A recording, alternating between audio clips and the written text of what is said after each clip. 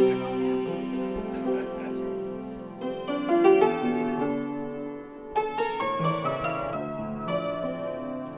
a song recorded by the Beatles, but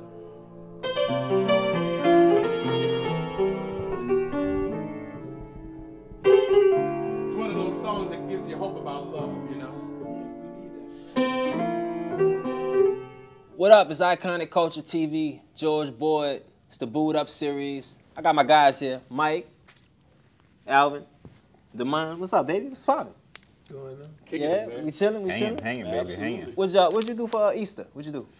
Chill, little family time, and took a little ride. That was about it. Yeah. What about you, Demond? I was just hanging at home, man. Yeah. I was just chilling this Easter. Yeah. Y'all got Easter baskets? You got Easter baskets? My girl used to make me an Easter basket. I was single this year, so this year I went to ATL. They had a private. Kevin Hart had a private comedy show. It was only like 1,000 people, and it was in Atlanta, but you know, like about 10 minutes from Buckhead. I did that. It was cool. But anyway, man, we talking about black love. We talking about black love, how black men love. We gonna hop right into it. You in a relationship right now? Alvin? Single right now. What about you, Demond? Yeah, yes, sir. I'm in a relationship. Yeah, how long? We've been together for a few years now. Yeah? What about you, Mike? I'm single with a mingle. Yeah? Single and mingling? Yes. I'm single myself. I'm not mingling, but I am single. But, you know, let's talk about sex. I mean, we might as well just hop right in. You jumping right in? I'm jumping right in, you know what I mean? Well, not right in. How long, if you're taking her serious, how long should she wait if you taking her serious? How long should she wait to give it up? I mean, look, because for me, don't give it up to me the first week. I'm suspect about that. All right. You know what I'm saying? I don't want it that quick. I want it, but I don't want it like that. How long, Mike? It all depends because I knew he was gonna see. You can't just give him straight answer. Hey, look. Total agreement. Let's go. It depends because I've dealt with 2 women in my life that it happened within the week. Really? But it wasn't because they were fast or anything like that. They just was overwhelmed at the way they felt about me. Oh, okay. You know, so that means Demond, how long should she wait if you're taking her serious? If you're taking it serious, Should it be the Steve Harvey 90-day thing, or should it be less than that? I mean, can you nah, wait? because you know what, a lot of we have to understand that a lot of women out here are going for the trick bag, and a lot of women out here are playing these games, so to speak. So you have to really trust and know your intuition, and you have to know yourself, and you have to kind of peep games. So you got to go by yeah. your gut So feeling. you have to really trust your gut feeling. But like Mike said, if y'all are vibing together like that, and and if y'all are really feeling each other, things happen. Yeah. You can't say that she's in that fast lane. What about you, Alvin? How long should she wait? I'm in the same category as Mike. I would say it depends. It depends. Absolutely, because I've been in similar situations like Mike, where he said he gave it up in the first week, and it actually turned into being something pretty strong. Really? Long and strong. I like that. For me, it's not because Steve Harvey said it, but just a personal choice. It takes me a little bit longer. I think I might, just myself, I'm waiting. Even if they're ready, I'm like, nah, we're gonna have to wait. We gotta wait at least 3 months for me.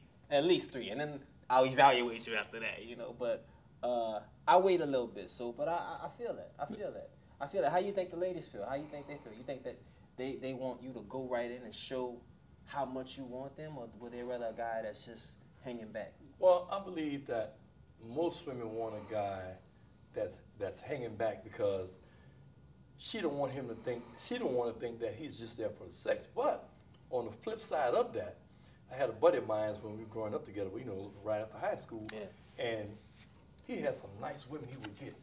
I used to ask him, man, 3 months, 4 months, you haven't touched her yet? I would ask him that.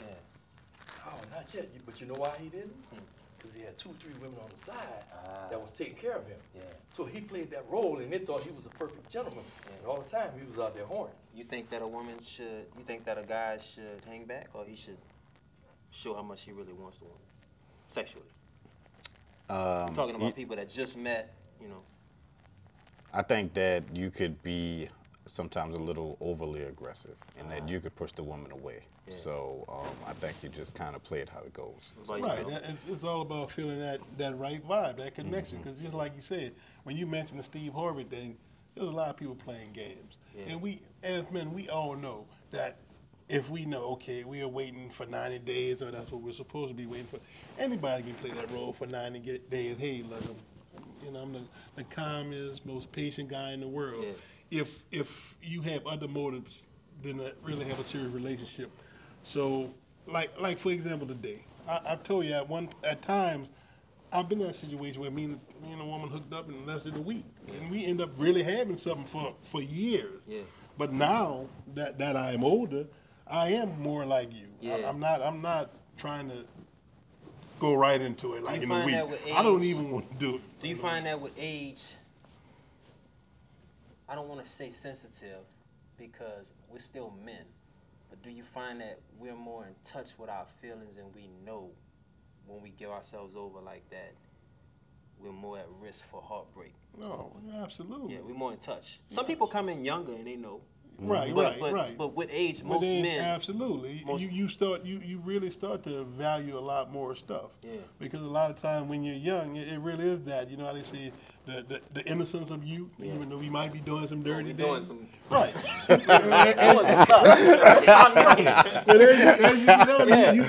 the thing that you were rushing into, you realize, okay, I can be a little more patient about that and really be patient about that because I want to find out more about this lady here. Yeah. That's beyond the sex. Because we've been in it long enough, you know, hey, the sex gonna come. Yeah. That's. Mike, you dating with intention, or you just date, and if it turns into something, then good. I'm kind of like dating, and if it turns into something because I'm not trying to force nothing. I'm not trying to make nothing happen. I want something to happen. Let it come together. So. You know, I have intentions, but yet still I don't have any intentions. Yeah. Let's meet, let's see if we vibe, let's see if we're going to be able to grow together, let's see, you know, what kind of energy we have, can we complement each other, you know, can we support each other, can we encourage each other, let's see who we are and see if we love seeing the other one happy. Yeah, you know what I'm saying? Yeah, what about you? Dating with intention? Well, I know you're in a relationship, but if you weren't, you dating with intention, or you just getting a bunch of numbers and you trying to see out of all those numbers, all the women you talk to, who made? That's not, that getting a lot of attention. Yeah, that sounds like a young man's game. Okay. But you know, as you get older, I think you become wiser, and wisdom is a beautiful thing to have in this world. He making me think of some stories with you, man. Huh? What about you, Al? Dating with intention? You dating with intention, Al, or what? The bottom line is, once again, man, I hate to echo everything Mike said. I guess that's why we hang together. But it's the same thing. It's like. I am, but at the same token, I'm not. I'm more or less just going with the flow, seeing what we have. I'm not coming and meeting somebody like, hey, okay, you're going to be my wife, and hopefully you're going to be my wife within a year or something like that. It's more or less I'm going to try to get to know you. I'm going to see what chemistry we have, and if I'm looking at it like, okay, this is somebody that's worth going there with, I'm going to take it from there. So, ladies, you see the conversation that we have amongst ourselves at home is serious. It's not really just slam, wham, bam, thank you, ma'am. Not for a certain type of man, not of a certain pedigree, of a certain age especially. But back to the sex questions. Should a man ask a woman how many partners she's had? He's laughing. He asks us all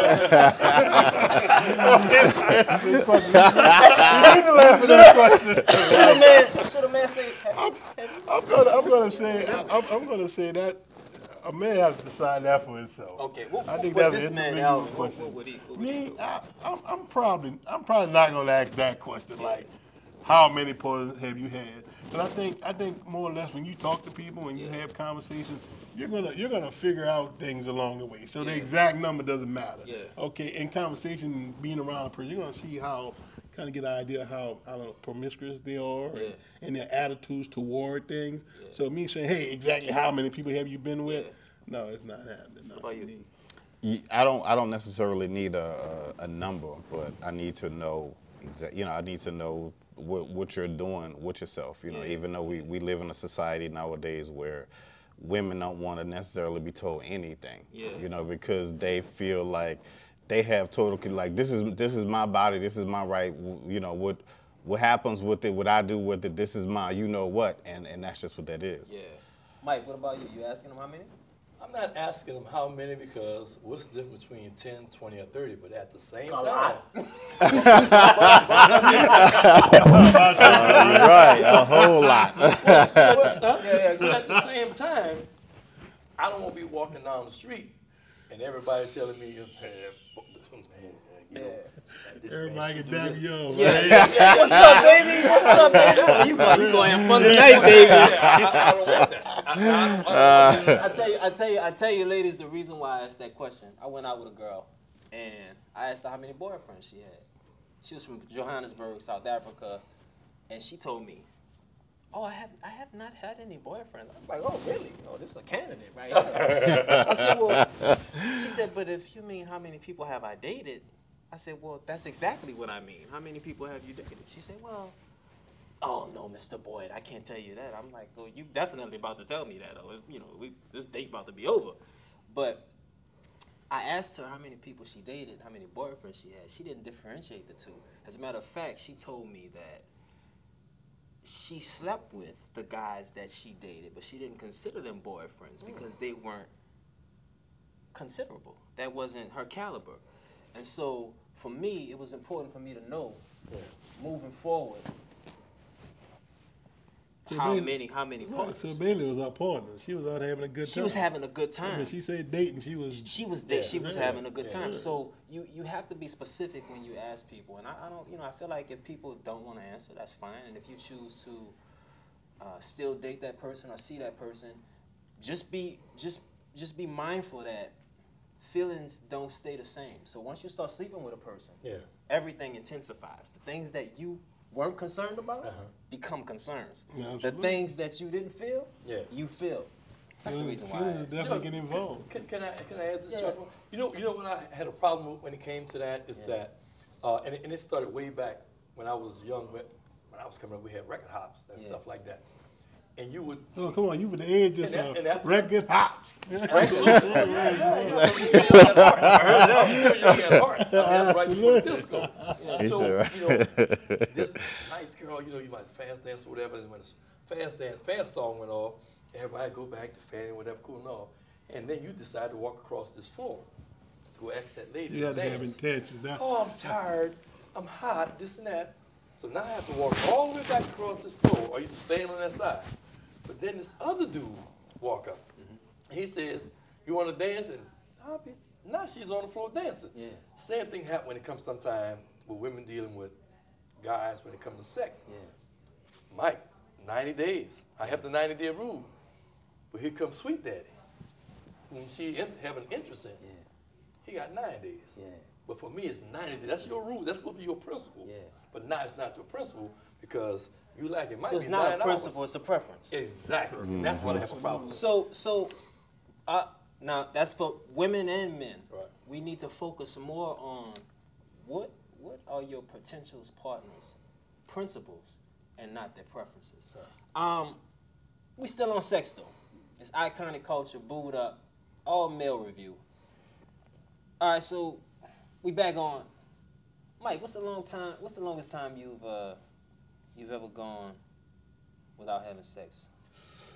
Longest Maybe time- after a relationship breakup. After a something like relationship, that. when I got out of my marriage, I started dealing with ministry, and I got out of my marriage. It was 700 and something days that I went 2 years. without sex. Absolutely. Longest for you, Demond. I remember my relationship previously before this one, and like you said, you get brokenhearted and all that stuff. For me, it was about a year. About a year? I said, yeah. Yeah, I did about a year. I did it was 2 years for me too after a relationship. It was tough. That's why for me, one of the questions I had on here was, would you ask your partner or your potential partner, how long has it been since her last sexual encounter? Let's just say it's been 2 years for you. You've been putting in work, you've been studying the word. Right. Do you really want to sleep with somebody who just had sex last night? Yeah. Depending on the morning. You know how I'm thinking. Yeah. That time the urge is there, so I'll think about it after. Yeah. But right now, forget about that. Last night was last night. Where would you want to sleep with? You asking her If you waited, it's been a year. You still in that year. Are you asking, when's the last time you had sex? Because you want them to be as chaste as you've been, or it doesn't matter? Sometimes it's just about moods and moments, man. You know, you get caught up in that moment. If she hot, you hot. You know, it could go down. High steaming relations. Huh? Yeah, there you go. Baby, don't try my patience. I'm agreeing with him before you ask. Hey, I got an erection and a pocket.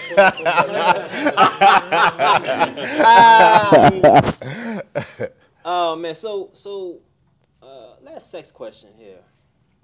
Do you ask a new partner? Would you ask a new partner?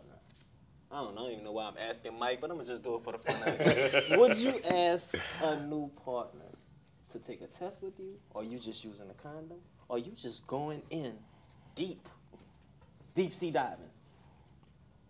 I can see myself. I saw him just put a scuba gear on. Yeah. Probably let's take a test. Really? Why? Things out there, man. Yeah. Things out there. Yeah, You asking her to take a test? You guys going to the clinic together? You going to Planned Parenthood together? You taking a test together, or you just gonna strap up, or you going deep sea diving? Ain't no deep sea diving. Nah, we definitely getting tested. Snow crabs down there. You trying to get no snow crabs? Yeah. Nah, we ain't eating no seafood tonight, baby. Most of the time, just new partner. I'm strapped up. Yeah. You strapped. Stay strapped. Yeah. Right. Ladies and gentlemen, it's out there. Man, we still on this thing. It's iconic culture, booed up television. We talking about the bedroom now, y'all. We talking about the bedroom now. Lights on, lights off. Oh, huh? Lights on. Lights on. Lights on. Absolutely. How old are you, if you don't ask me? I'm 61. You 61? Yes. Lights on. Lights on. What, a 61-year-old female? I didn't say that it wasn't. I'm just saying. Hey, this man got pretty good taste in women. He got good taste, talking okay. about that. He probably gonna like what Let he me ask you: Are you dating?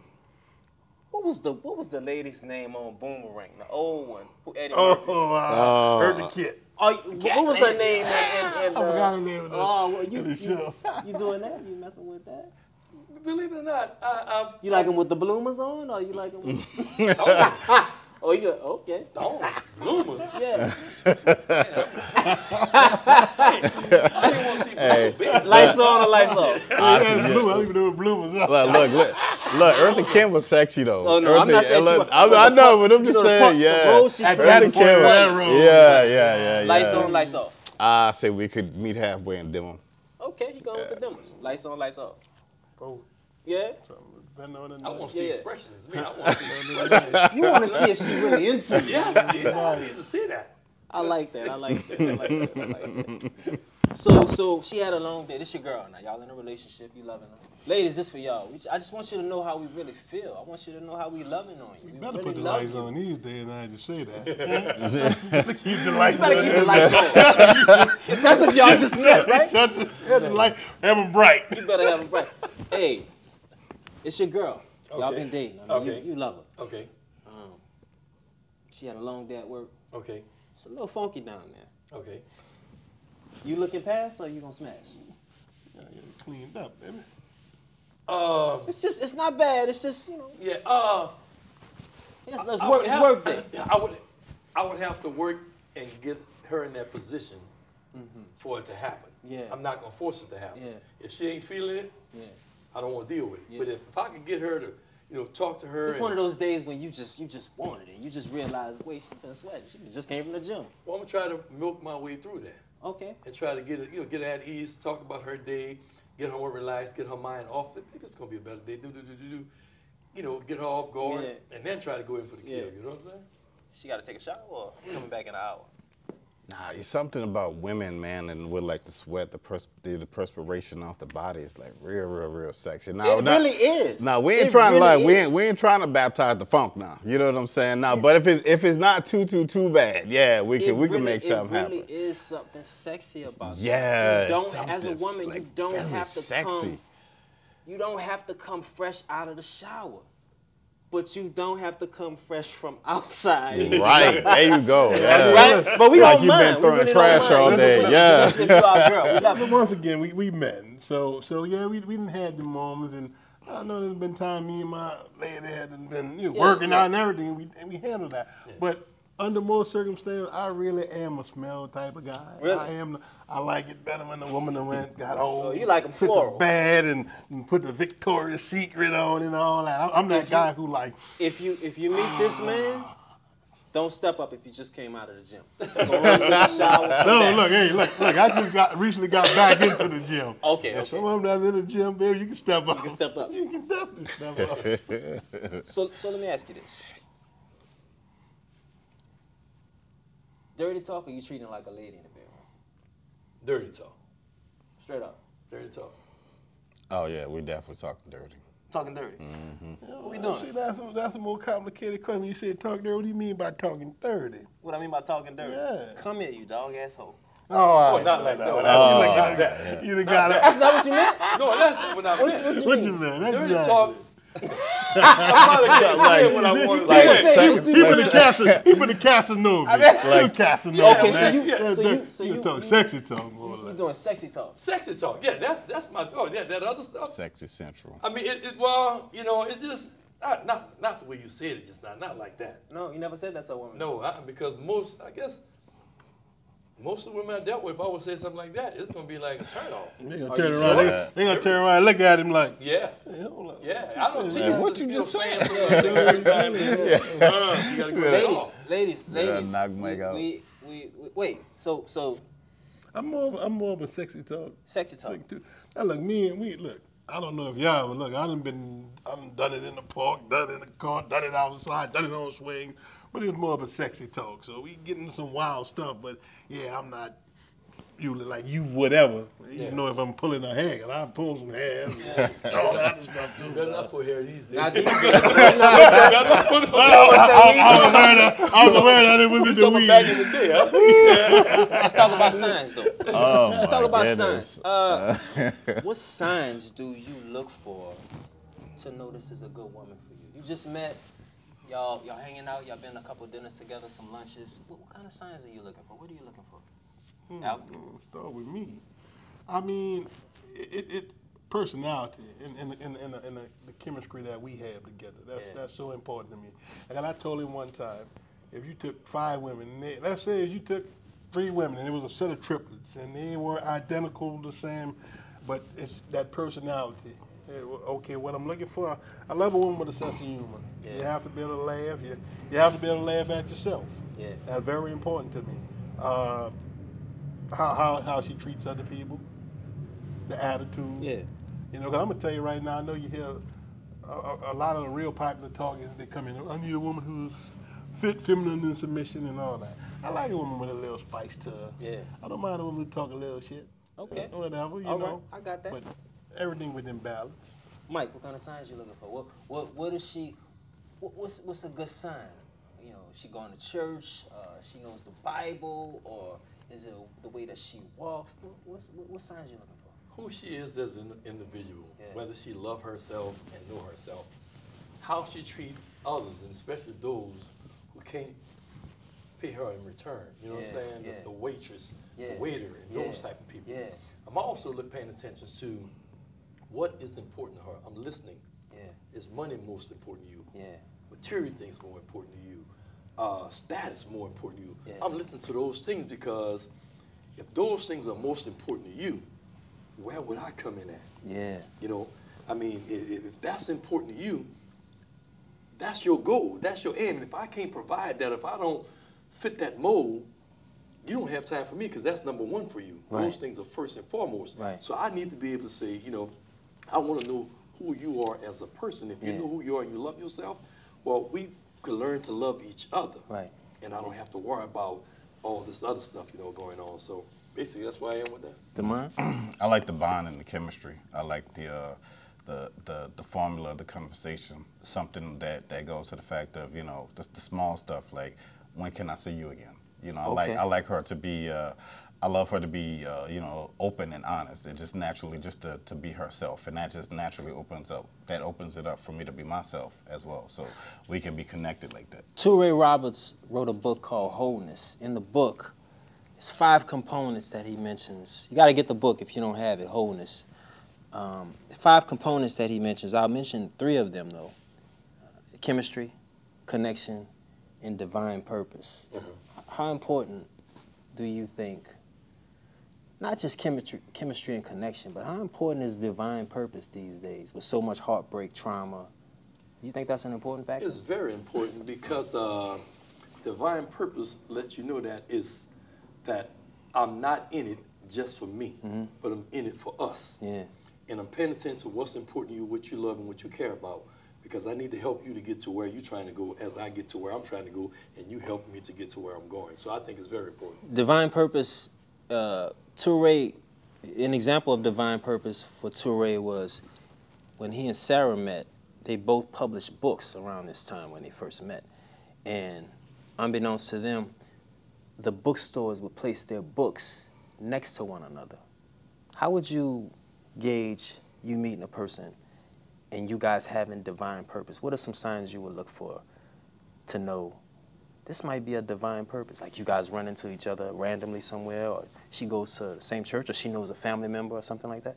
I believe, I believe in a divine purpose, and I believe that things are definitely ordained by God and your ancestors. Yeah. So if y'all are, if y'all are connected like that, if y'all are like walking toe to toe, things are just happening like that. I don't believe in circumstance. I believe that things happen. All things happen for a reason. I believe the same thing. Right. What about you, Mike? Absolutely. I believe every relationship we've ever been in Absolutely. was purposeful.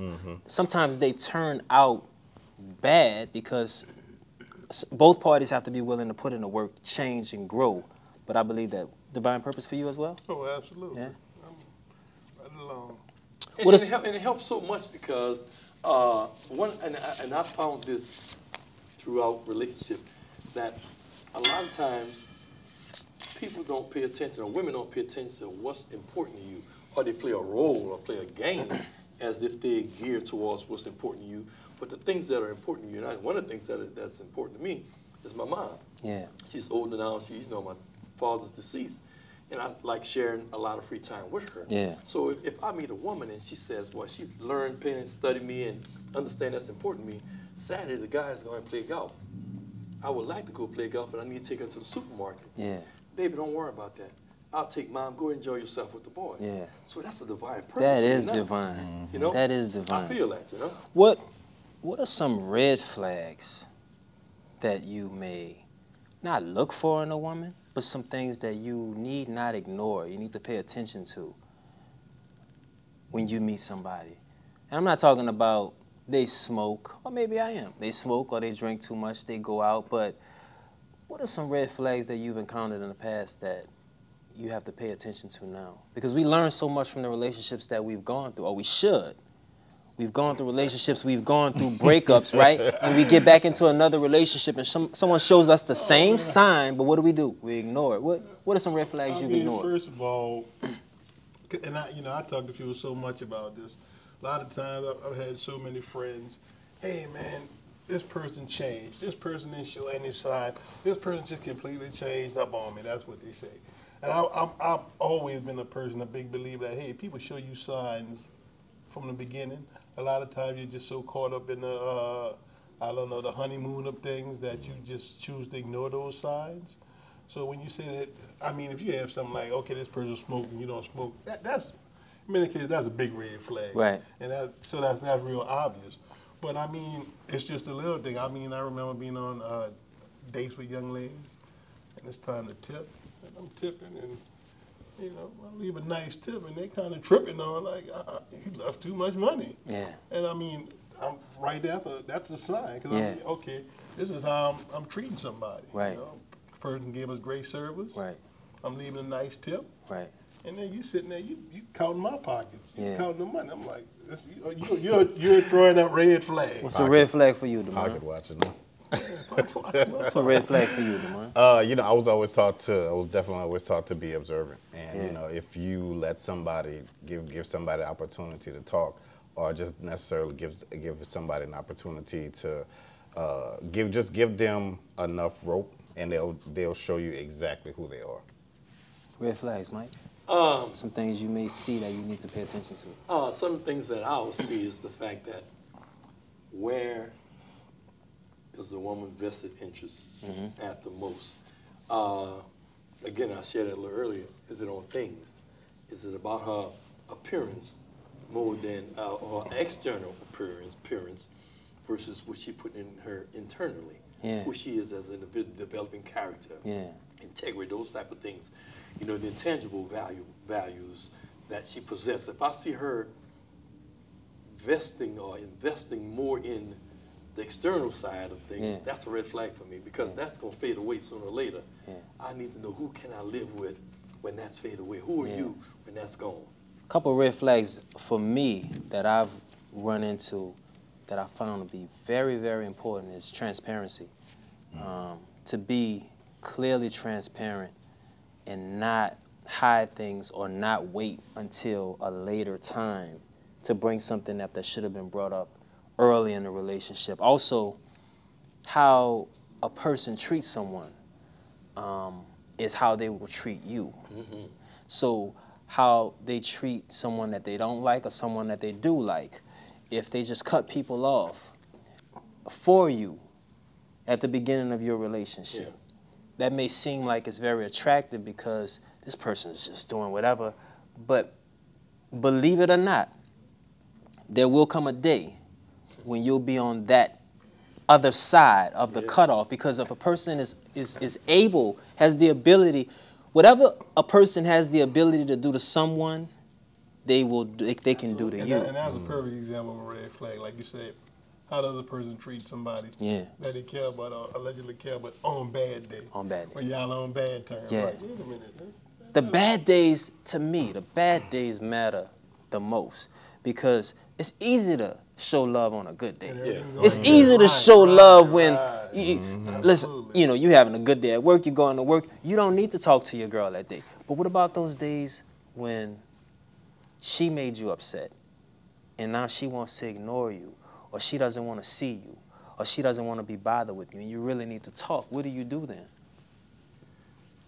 What do you do then? You know, you have to look at a person in the beginning and see how, and that's why, to me, that's why I would wait the 90 days and probably a little bit longer, because in 90 days, I get to see a little bit more than I get to see in a week. Now here's an even greater scope. You ever been to the Four Seasons before? Yeah, you been to the Four Seasons?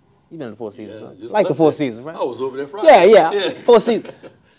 In Four Seasons, you can tell if a lemon tree is really a lemon tree. Because if you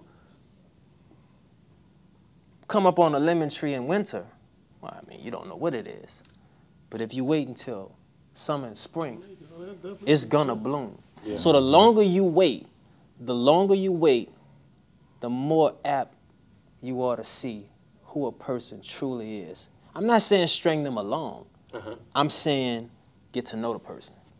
But let me say this, George, there's a lot of little signs that we choose to ignore sometimes. Along the way. Along the way. And they're there, it's like, this is not adding up. You're telling me this, but you're going, you know, you telling me you're going left, but I keep seeing you going right. And so I'm going to wait, well, maybe she don't know what direction she's going, or maybe he don't know, whatever the case may be. You know what right from left. And you're not going, you're saying it, but you're not doing it. But you're not doing it. So sometimes we allow ourselves to get played because we know it's there, but because sometimes we have some other alternative motives in mind. We don't want to be lonely. We want somebody. We want to be wanted. Let's talk about breakups, though. What's the healthiest way to get over a breakup, Mike? The healthiest way to get over it? 5 girls. 10 freaky girls. Man, if I had that answer, I'd be a bad boy. But it's hard to say. For you, at this stage right now, at 60, because the young Mike, you probably could have found one the next day, maybe. But no, because I love hard. You love hard. And it's a difference. As a man, you love hard. Oh, absolutely. Really? I love hard. If I'm into her, I'm into her. Now, if we just date, you know, just nothing to it, fine. But if we are an item, I'm going to love hard. You've been married before, right? Yes. You got divorced. Got divorced. That was a breakup. It's a big breakup. That was a breakup. How did you get over that? Man, let's go back a little bit. Let's go back. Let's talk about it. let's go back a little bit. Take me through the late nights. We're talking about the late nights when you would get home from work. Yes. Well, And you would think about, and women, ladies, this is the stuff you don't know. When we come home and we see where you used to lay, we see where you used to sit, we think about what we used to do, and we think about where we used to go. And those things for us, it's like, damn. And so we start to replay everything we did, all the good, all the bad, the wrong, the rights. And I think sometimes I've even found myself like, dang, G, why did you do that? wow. Why did you? Why did you do it that way? Take me through the late nights when you were trying to get to sleep, Oh man. and we talking about it's dark out. It's 1 in, and you thinking she could be anywhere. Yes. Well, How'd that make you feel? That was a horrible feeling, and I didn't have friends or family members who I could express those things to. So that weight was all on me. Nobody knew nothing about it. So I would get off from work, and the hell with her. Let her go. I'm going about my business. Yeah, that's what you do my said. thing. Let her do her thing. So I'm not a heavy drinker. So I used to go to this daiquiri shop and get jungle juice. Yeah. It was kind of strong. Yeah. So I get me a jungle juice and a daiquiri. And I knew when I drink that alcohol, it would put me to sleep. Yeah. So You it's trying not to feel it, right? It's about 9 o'clock. Trying to numb yourself. Oh, yeah, it's about 9 o'clock. Snoring. Next thing you know, 11:15, 11 o'clock, I've forgotten her. Damn, I wonder if she's home. I wonder if she's going out. So I go ride by her house. This was after marriage, I think it was right when I got out of marriage. I would go ride up to her house. She was there with her mom. And I knew when her mom was there, when she would go out, her mom would turn the back porch light on. Yeah. So if I ride through there, and if that back porch light You knew is on, she was out. she was out. Oh, boy. Then I ride by, so if the light not on, fine. Now I'm thinking, whether her car is home now, if her car not, did somebody pick her up and she's not coming back home that night? So when I take that ride and feel good for a few minutes, I need to come back. You got to come back around. Off. So now I'm riding. Next thing you know, it's 6 o'clock in the morning. You got to go to work. Right. And it's serious. Ladies, this is a real thing. And she don't know this until that day, to this day, that's what I was feeling. The anxiety. Copy of this now. The anxiety that comes along. The anxiety that comes my along goodness. with a man and these breakups is just something that you'll never understand. What's your relationship with prayer and breakups? I found myself praying so much during the breakup. I ain't gonna lie, I got to the point I was like, God, do you even ignite? Do you deal with breakups? Man. Do you deal in the breakup area, or is that just not something you do? Is this that's excluded? Everything but this, because you don't. As a man, I don't know what women do, but they seem to have a way to just shut things off. Some of them, and we feel it so much more, or maybe we feel it at different times. But do you find that prayer helps with a breakup? It just depends on where you are psychologically, because mentally, even if you're praying, your mind and your heart is not given. It's not with the prayer. Exactly. Yeah. It's like, I'm praying, but I'm praying that this thing be fixed. I'm not praying to say, well, if it's meant to be, or, what did I do wrong? Yeah. And all these other, is this the right person for me, or is this a sign that we need to split up? All I know is my emotions wants this girl back. Yeah. Right. So are you even praying the right thing? Oh, you even praying the right thing. Bring her back to me. Exactly. Your prayer might not even be the right Yeah, he prayer. might want her, Yeah, meant for that person to be out of your life. I was in Dallas for a while after Katrina, and I went to Bishop Jakes' church. And Bishop Jakes, he's like really, really, really. If you're looking for a mentor that's not in front of you, somebody you could just watch on TV, that's a great place to start. He encouraged the congregation to write journals. Well, it was not called a journal in his term. It was more of an affirmatory thing, but it was more of a daily writing to God, like your dedication.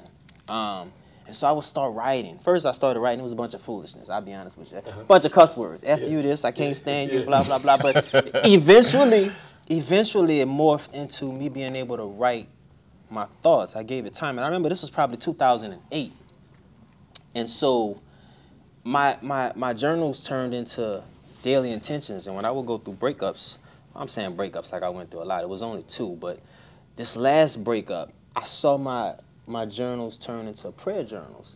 So I would write a prayer, and first it would be, I pray for the person, I was praying for the relationship, and then at some point, I didn't feel like that was getting me anywhere, because you just don't feel like you're getting anywhere with these prayers sometimes. So then I started praying for peace, and then you can, if you keep a journal, a prayer journal or any type of journal, you can really go back and look at every way you felt. I can go back right now, between all of my iPads, I could probably go back to 2008, but I've got a journal every day for the past 5-6 years. Wow. I could go back every day and look at how I was feeling, like who I cussed out. I said, F that person that day. I could go back if they want me to tell them, yeah, I did curse you out that day, you know. But I could go back, and so I think journaling is really cathartic. Oprah even said it's a cathartic thing to be able to write things down. You write stuff down? Or you try to forget about it? Try to forget about it. Yeah. I try to forget about it. Try to forget about it? No, I mean I'm a writer naturally. Yeah, I'm a natural born writer, and you know, so I definitely because I'll be too much in my head and my thoughts. Yeah. So I definitely write things down. What about you, Alvin? I don't write anymore. Yeah. And the reality of it, and I wrote a lot, and it actually added to the hurt, dude, because a lot of that stuff got washed away with Katrina. Yeah. And I think back about the stuff that I had written down. Yeah.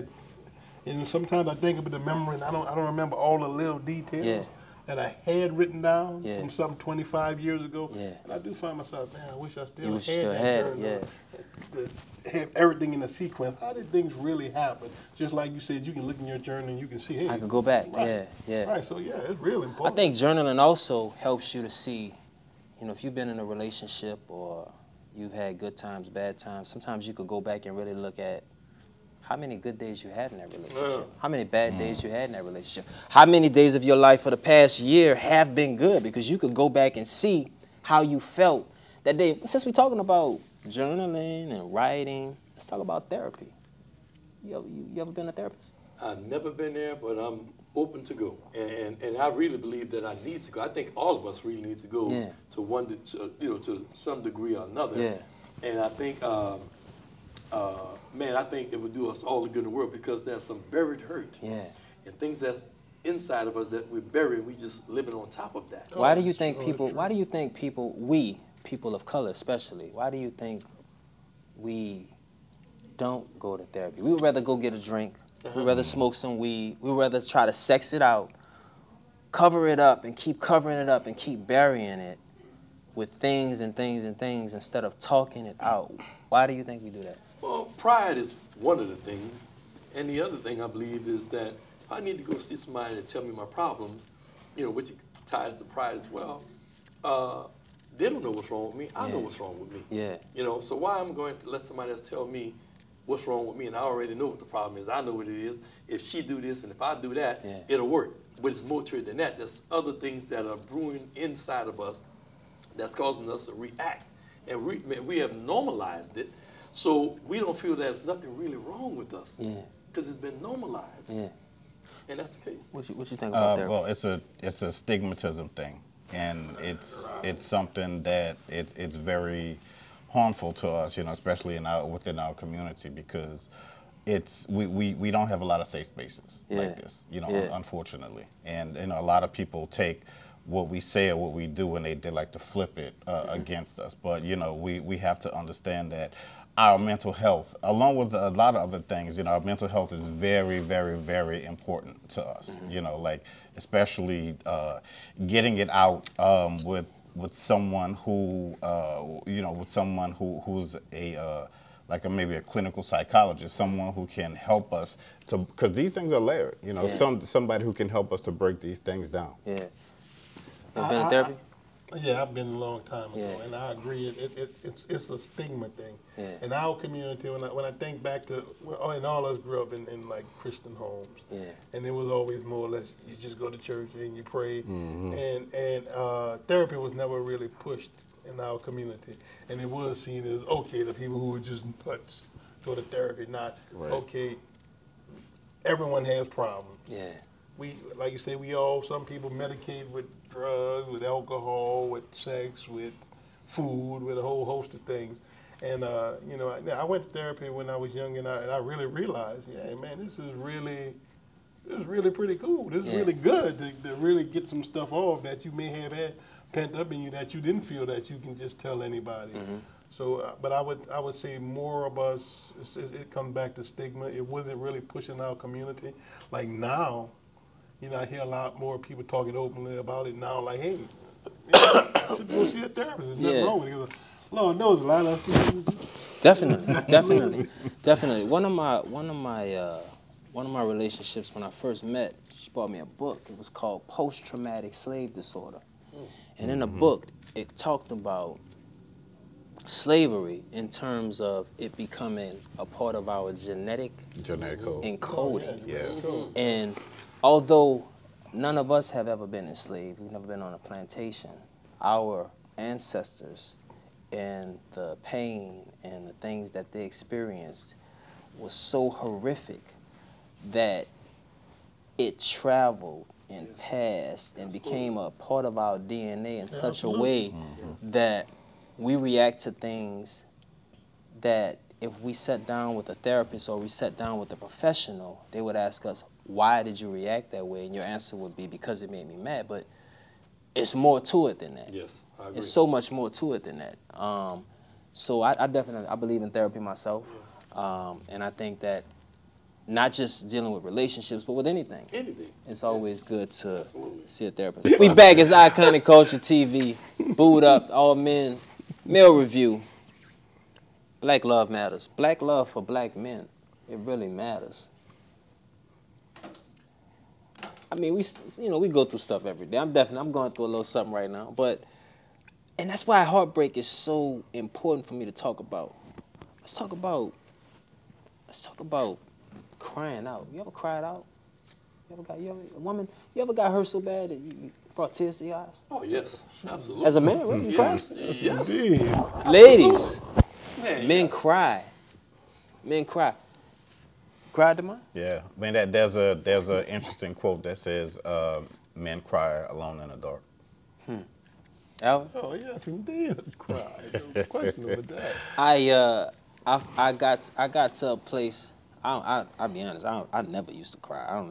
Not when I was younger. I tell you, I didn't even understand. Like, man, I don't even know. I remember one time asking myself, I wonder if I could cry. And I remember a heartbreak so bad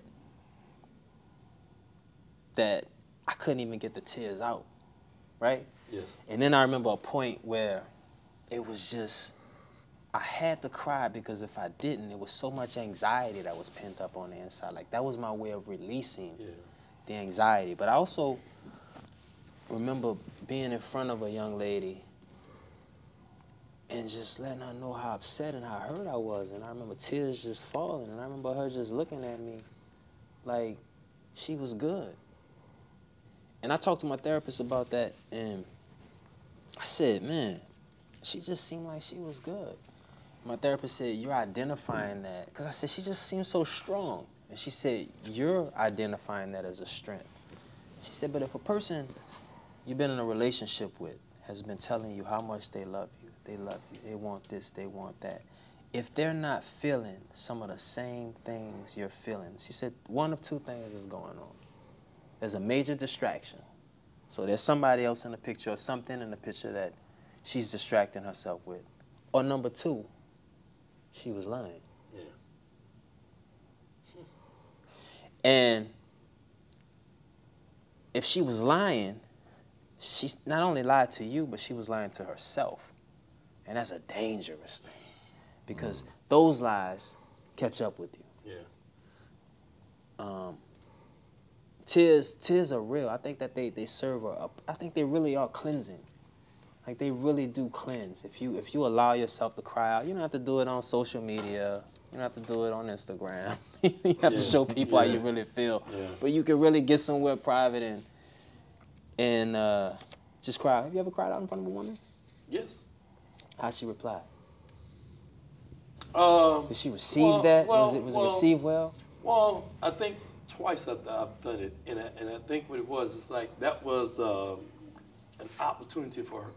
I think in both cases, for her to be that dominant person or to be in control. Yeah. So it wasn't like, babe, I really didn't, whatever. It wasn't that type of thing where it was almost like, well, don't act like you care now. Yeah. I cared the whole while. It's just that, you know. She didn't even receive it genuinely. No. And she may have, but they gave her that chance to be in control and to, I don't hear it now, whatever, you know, that kind of thing. Like, oh, be there. Cried out in front of a woman before?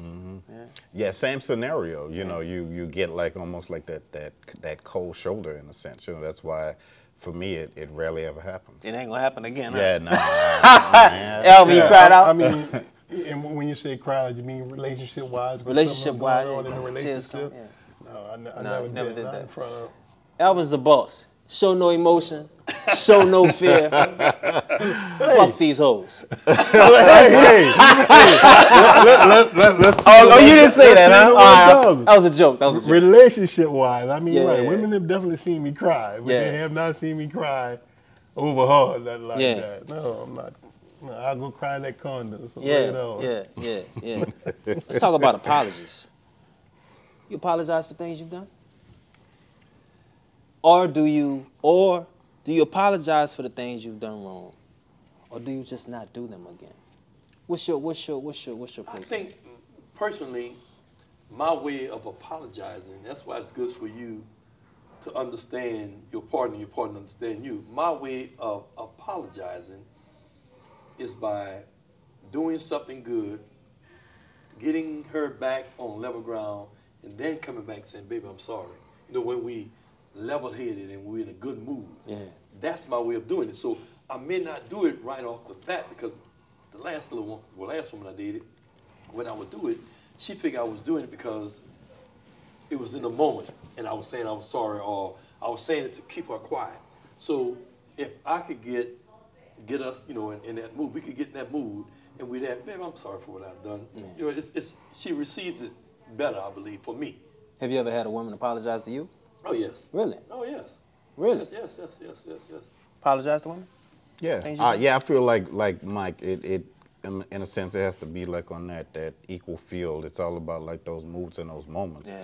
And, you know, some but women, boy, and have that sixth sense. They know, you know, it's like they know when they know. Yeah. And, you know, with that, it's like, I don't want to just say it, but I want to say it and grow from that situation. So it's almost like actions are going to speak louder than words. Apologize, Al? Yeah, I have definitely apologized. Yeah. You ever had a woman apologize to you?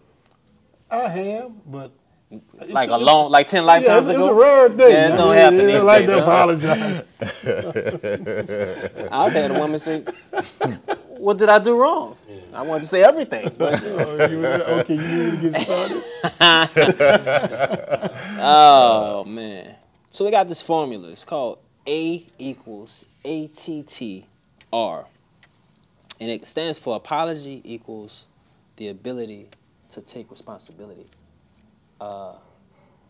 Many people will argue or maybe can agree with if you apologize, you're able to take responsibility, not just for what happened, but be able to take responsibility as a person, to be able to look at yourself and see there are some things that need to be improved. Would you comment on maybe sometimes women and men, people, don't apologize because they don't want to put in the work to change? I would say in some cases that is the thing. Then I also know that some people know that they're wrong and they're trying to make that change, but I think pride gets in the way. And sometimes even with me, pride gets in the way because if I know that last week you've done me something and you didn't apologize for it, now this week I've done something, sometimes my stubbornness gets in the way. So you didn't apologize, so I'm not apologizing. That doesn't make it right. Yeah.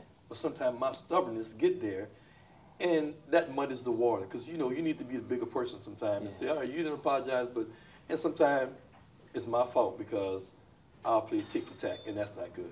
Do you think that apologizing equals being able to take responsibility?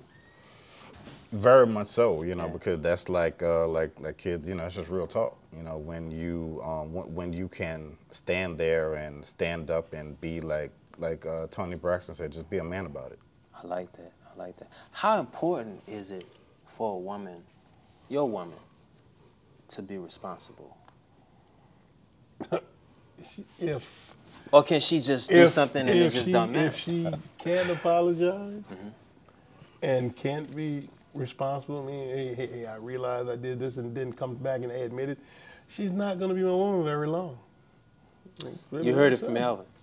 She's not. You're not going to be. But George, just like we all have different love languages, we also have different levels of apology. I may not say I'm sorry, That's true. But when I say let's go to dinner, when I say let's do this, that's true. That's true. You know That's an apology. That's Very an true. apology. Sometimes you have to be able to read between the lines. Absolutely. But at the same token, I think a lot of times when the person's doing those type of things, they are trying to skirt responsibility because they're not really just trying to come clean and say, hey, I was wrong and I apologize. I'm sorry. Sometimes it's good to really be able to say, hey, I'm sorry. I was wrong. I viewed things or whatever I did, it was just wrong. Yeah. You know, I know a lot of people like have some flowers and a woman, I'm gonna give him a little bit of do a little something extra or whatever. But no, sometimes, hey, I'm sorry, I was wrong. It's more powerful than anything else. Let's talk about faithfulness real quick before we shut this down. You're in a relationship. It's not working out. Going through some rough times, ups and downs. You start getting numbers or you just continue being faithful? Rough time, it just depends on what those rough times are. It could be the worst or the best. It could be just having arguments about regular stuff, or it could be some real heavy stuff. Are you getting numbers to kind of prepare, or are you sticking it out? You being faithful? I'm being faithful, but again, it depends because if it's just about things that day-to-day things that's not really dealing with integrity, dealing with, you know, that has a negative impact on a relationship, I think I could work through that. Even if this was the thing whereas she may not be in the mood for sex as much as I'm in the mood for sex. And it may be a turn on because like most men, you know, we just don't always want to be the aggressor. Sometimes we want to feel that, okay, she wants me as much as I want her. So if it's something like that, I could work around and deal with that. But if it's something where, you know, we've been on this, you know, we normally call each other from time to time throughout the day, or when you get home or when you're going out or whatever the case, you give me a call, let me know you're safe, and all of a sudden, this is not happening anymore. Hold on. Now, you know, we're making some waves in here now because You get numbers on the side?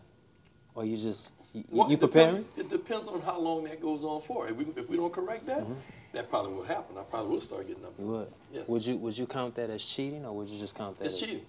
It's just like, I'm doing that. And she I don't know got I'm you. doing I it. got you. All right. Ladies, I wanted to press Mike because cheating is not just going out with somebody.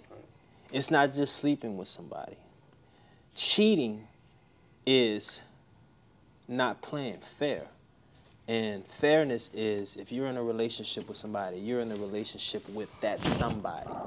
If you're preparing to leave that person by meeting someone else or getting other numbers, you, in fact, my dear, are cheating. And there's no skirting around that. There's no ifs, ands, or buts. Or if I'm a male and I'm doing it, I am cheating. And cheaters never win, and winners never cheat. Hey. You talking about, when you saying that, that's what about that old fella in the friend zone and all kind of stuff. A lot of them have all kind of backup plans. So Yeah. What you think about backup plans, though? Is it cheating, or is it right or is it wrong? Okay, defining it as cheating. I don't know. I think it's even bigger than that. Because I mean, when you have all these backup plans in case this goes wrong, Mike's over here. Yeah. In case this goes wrong, Demond is over here. I mean, you setting that relationship up to fail before it even. Do you truly believe that if you have backup plans, you never really believed in a relationship in the first place? I'm a person who believe that. I mean, Yeah. you know, I hear people all the time. I hear people say things where I'm like, you are already going into a relationship with the attitude that I'm just going to fail. Yeah. You can say that, well, you know, just in case. Yeah. But if everything is that just in case attitude, you're not really looking at it from the long run. I understand we've all gone through some stuff, Yeah. and the longer you live, the more baggage everybody accused. So they start having that. But I mean, I think you have to go in a relationship with good faith. And if Yeah. you really are wanting that to be a long-term relationship, you cannot go in there being led by all the negative. I think people have a fear of loss. They fear losing. And the funny thing about life is, none of us are gonna get out of here alive. Nope. I say it all the time. Like nobody's gonna live forever. True. We're all Very, gonna die. very, So we very have to true. learn how to deal with loss. And relationships teach you how to deal with loss. Every day you have to give and take. Yeah. You can't win every day. Absolutely. So relationships teach you how to deal with loss. And I think that a lot of us don't want to accept, I'm not gonna win Right. every day. And that's the key right there. Right. There are a lot of people that just don't want to take an L Yeah. in any situation. They come up with this new phrase. yeah. No losses, just lessons. No, you losing. Yeah, no. You gonna lose, bro. You lost out. You losing, baby. But I mean, but in many cases, many people are going to set those relationships up to fail. Yeah. Because they don't want to take the L. So basically, your relationship was a loss from the beginning. Let's wrap this up. It's booed up. Finish this phrase. If I could go back. We talking about relationships right now. I can go back. Mike had to shake his head. If I could go back. Oh, that's If I could go boy. back. Oh, If I could go back. If I could go back. Would it be somebody that you missed, somebody that left Oh, that you yeah. wish you could have done a little bit more for them to stay? A thing that you would have corrected? If I could go back, I would. I mean, we would have to be two different people because of where we were at that stage in our life, the age we were at. It's like back then, if I was that many years back when right after it happened, I would say yes.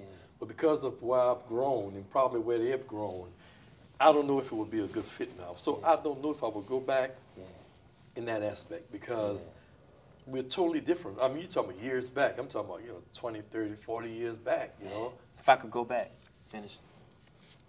I don't. You know what? I just believe in moving forward. Really? You know, I don't. Yeah, because I don't. We don't. You know, we look at TV and time travel and all of that stuff. But unfortunately, we can't go back. The only thing we can do is just purposely move forward.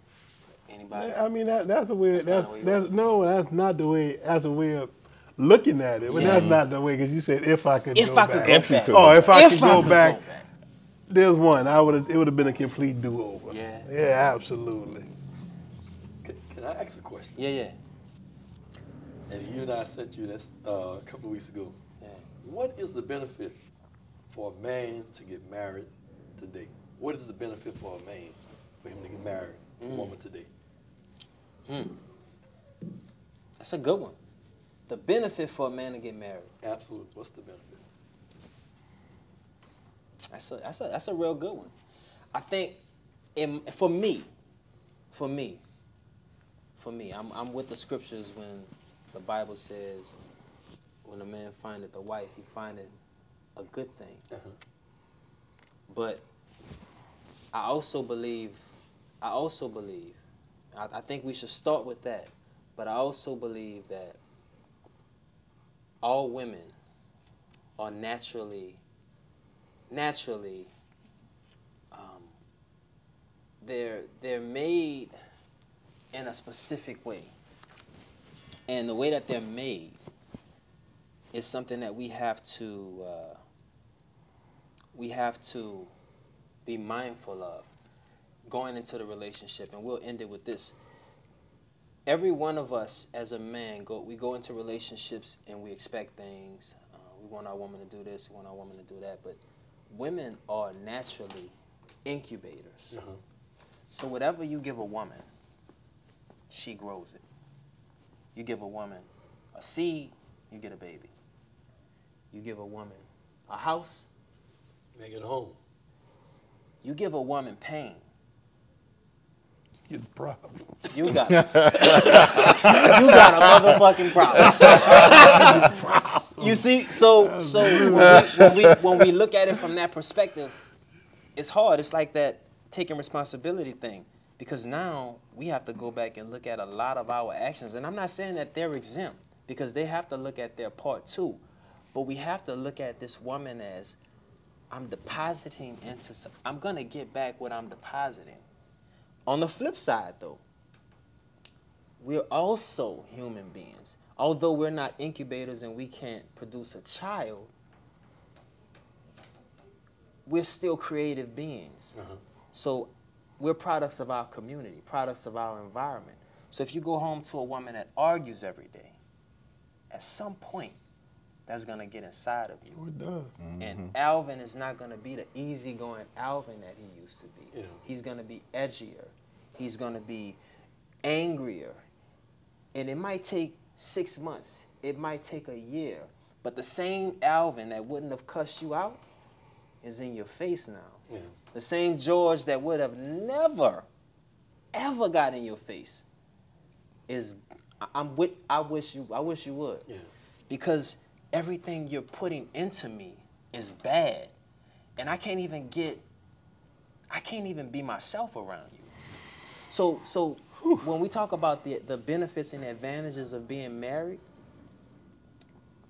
you only get the benefits when you have a woman and a man that are both depositing good.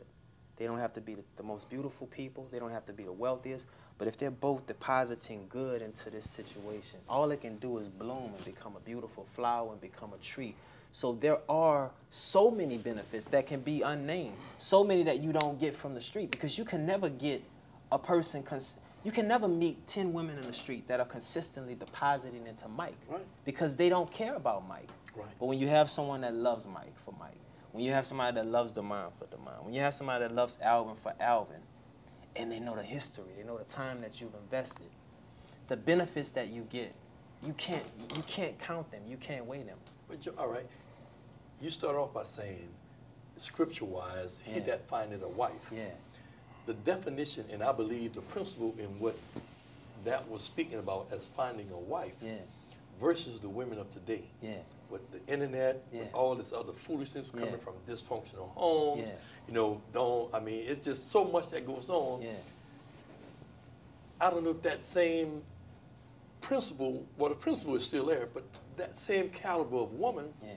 of course the men as well, Yeah. but same caliber of woman is no longer looked to as a wife. We're looking for someone to, now we're looking for people to marry. Right. Not really getting a wife, maybe not getting a husband, Yeah. but you're looking for a marriage, a partner, and that's it. Right. Because we're all being shaped by culture. Yes. But you choose what shapes you. Don't, and that's why we're here right now, because this is about changing the whole narrative.